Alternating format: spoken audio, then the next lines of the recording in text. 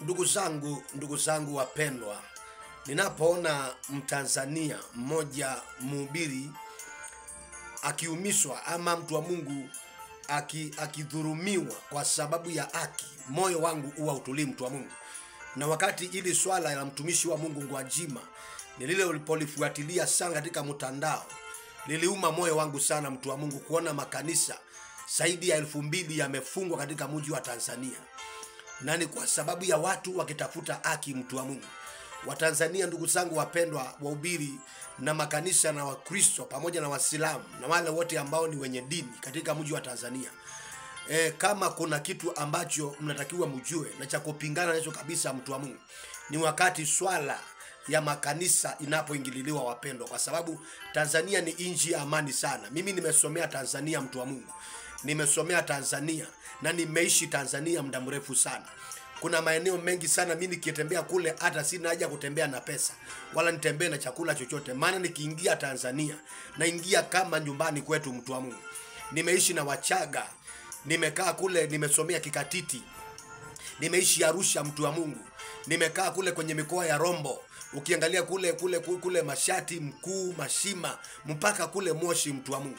Nimeshakata Majengo, mtu wa Mungu, hata Arusha mjini, hiyo maeneo, mtu wa Mungu. Sasa wakati ninapoona Tanzania inadhulumiwa na wahubiri wale ambao wamejitolea ili kuleta mwangaza wa injili ya Kristo Yesu katika mji wa Tanzania, ninaumia sana, mtu wa Mungu.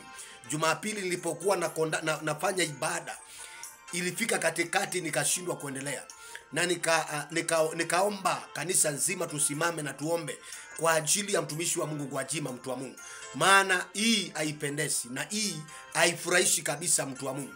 Lakini hata hivyo, Mungu wa mbinguni kuna neno ambalo alitupatia, mtu wa Mungu, lilio kwenye ile kitabu cha Wagalatia, ile sura ambayo ni ya 5 na mstari ule ambao ni wa 10, inayosema kwamba tusiwe, yani Biblia inasema kwamba mtu yeyote anayetuonea, Biblia inasema kwamba ataenda kubeba hukumu yake mwenyewe, hata awe ni nani. Yani hayo ni maandiko ambayo yako kitabu cha Wagalatia, mtu wa Mungu, ile sura ambayo ni ya 5 na mstari wa 10, inasema kwamba mtu anayetuonea, anayeionea kanisa, mtu wa Mungu, anayedhulumu Wakristo wa kweli, mtu wa Mungu, Biblia inasema kwamba huyo mtu atabeba hukumu yake mwenyewe, hata awe ni nani. Yani haijalishi ana cheo kikubwa namna gani, haijalishi huyo mtu ameheshimiwa kiwango kigani, mtu wa Mungu, haijalishi anatumia silaha namna gani kupigana na Wakristo, Biblia inasema kwamba mtu kama huyo, mtu wa Mungu, atabeba hukumu yake mwenyewe. Na tukapewa maandiko mengine ya pili, yalikuwa kwenye kile kitabu cha Wathesalonike wa pili, ile sura ambayo ni ya 1 na mstari wa 6. Haya maandiko naongea ndio hata kama kilipu hiki kinaweza kufikia baadhi ya Wakristo wale ambao wako kwenye hiyo eneo ambao wanadhulumiwa, mtu wa Mungu, hiki kilipu kikaweza kuwatia moyo, maana kuna mtu mmoja ambaye anaangalia akiwa mbinguni, naye ni Mungu. Maana Biblia inasema kwamba yeye halali wala asinzii. Huyo Mungu wa mbinguni halali wala asinzii, na hawezi akaongwa. Maana serikali za nchi, mtu wa Mungu, sinaweza zikaongwa. Na kuambia wakuu wote, wawe ni wa serikali, wawe ni wa mbunge, wawe ni wa mikoa, kila mtu mwanadamu anaweza akaongwa, lakini Mungu aliye juu mbinguni uwezi ukamuonga na chochote. Lakini maana yeye ni mwenye haki na ndiye anabaki, kwake ndio kuna baki haki, mtu wa Mungu.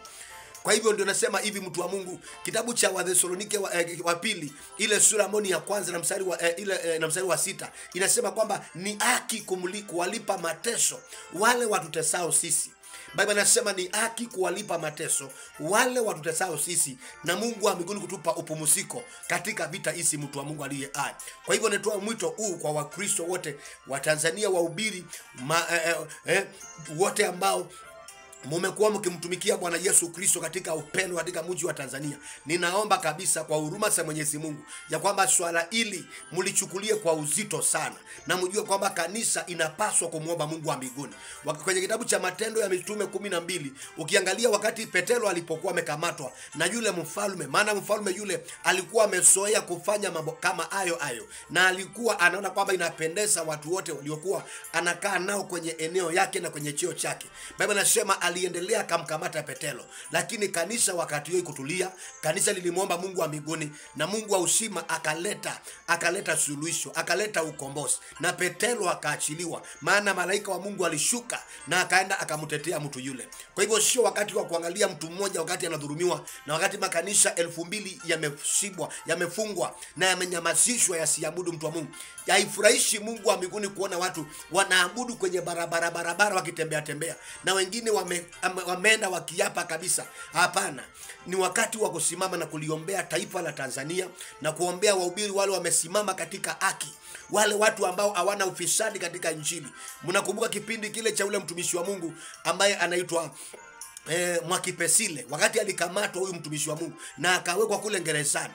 Hatukutulia hata sisi mahali hapa, tuliomba hata kama hatujui, hata kama Mwakipesile hajaniona face to face ama hajaniona uso kwa uso, lakini kwa sababu ni mwimbaji na vile vile ni mhubiri wa Injili ya Kristo Yesu, nimekuwa nikimfuatilia sana. Nilisema kwamba pia vile vile tumuombe, na tukaomba na yeye mpaka siku moja Mungu wa mbinguni akafika mahali akamwachilia, akafunguliwa na akawa yuko huru, na saa hii anahudumu kanisani kwake mtu wa Mungu. Sasa wamefuatilia Gwajima, sasa wamefuatilia Gwajima, mhubiri ambaye alisimama kipindi cha yule rais aliyekuwa mbele Magufuli mtu wa Mungu wakati wa corona. Kama kuna mhubiri alikuwa anadunda, kama kuna mhubiri alisimama kabisa akasema kwamba corona ni kitu ovyo na hakina uwezo na hakiwezi kututoa katika imani, ni Gwajima mtu wa Mungu. Maana Gwajima nilianza kumfuatilia wakati ule kule mwaka wa 2017 kwenda June, nilianza kumfuatilia huyu jamaa na nikafuatilia mahubiri yake, na nikaanza kuona kwamba kuna Mungu yuko ndani ya maisha ya huyu bwana, hata kama Watanzania wanaweza kuwa hawezi kumuona, wapendwa. Na saa hii ndio nimetokea kwenye mtandao huu niwaambie kwamba ni wakati wa kushirikiana pamoja, wapendwa.